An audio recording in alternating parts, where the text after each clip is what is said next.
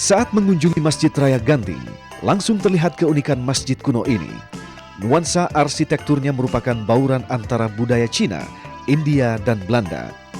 Di dalamnya terdapat tiang yang berjumlah 25, yang di setiap tiangnya tertulis nama-nama nabi yang tercantum di Al-Quran.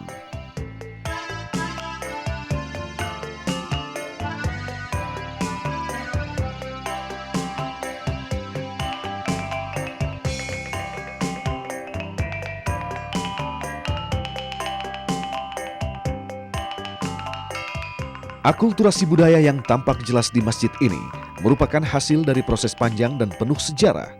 Pada awalnya, masjid ini didirikan di Batang Arau pada abad ke-17.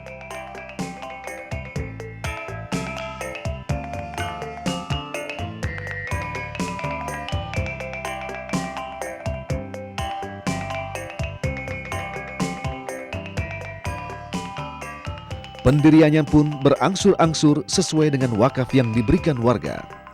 Namun pembangunan jembatan Teluk Bayur membuat masjid terpaksa dipindahkan.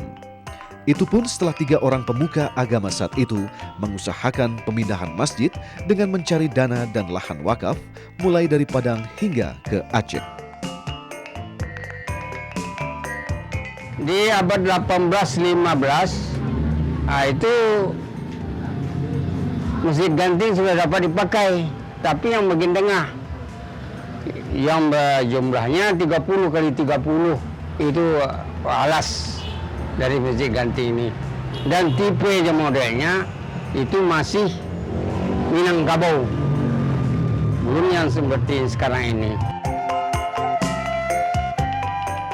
Hingga kini catatan para pemberi wakaf dapat dilihat di Masjid Raya Ganting. Nama mereka dicatat di dinding masjid yang ditulis dengan bahasa Arab. Selain dibangun selama 1 abad, masjid ini juga terkenal karena memiliki tanah wakaf yang luas, sekitar 20 hektar. Jadi jangan lupa, Masjid Ganting ini dimulai tahun abad ke-17 dan dapat dipakai di 15 dapat dipakai. Dan sampai sekarang berdiri, belum ada direnovasi. Hanya dindingnya yang lama plesteran, sekarang dipakai jubin.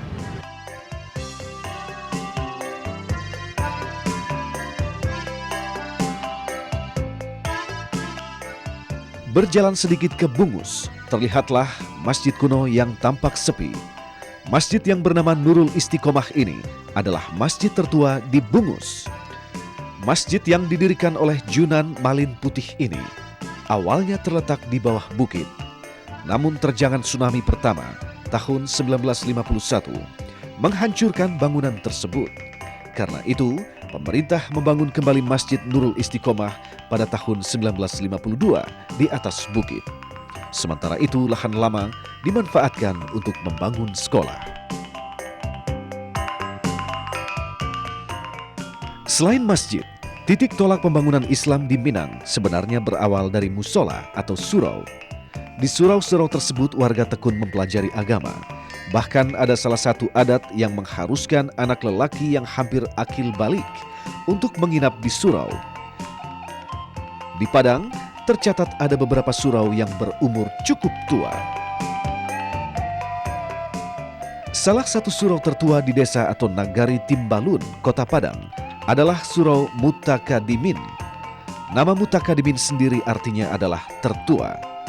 Karena Nagari Timbalun terletak di dekat sungai dan persawahan, maka surau itu dibangun dari bebatuan sungai. Tak tercatat tahun berapa surau ini dibangun.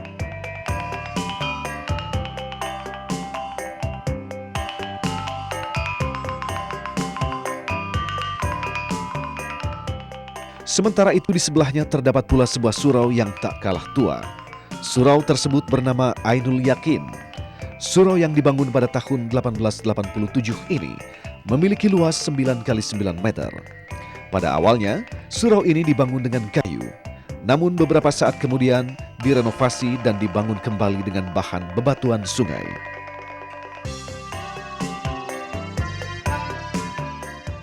Di sebelah surau terdapat makam Syekh Bungus. yang merupakan pendiri dari surau tersebut. Hingga kini penerus ajaran Syekh Bungus masih teguh memegang ajaran gurunya tersebut. Kegiatan almarhum yang beliau wariskan kepada saya adalah beribadah, wirid, maghrib sampai isya, tidak pernah absen, dengan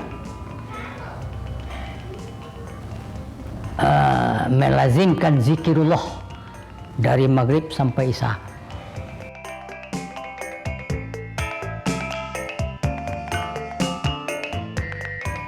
Di surau ini memang masih terdapat beberapa kitab kuning yang dulunya menjadi bacaan wajib bagi para jamaah.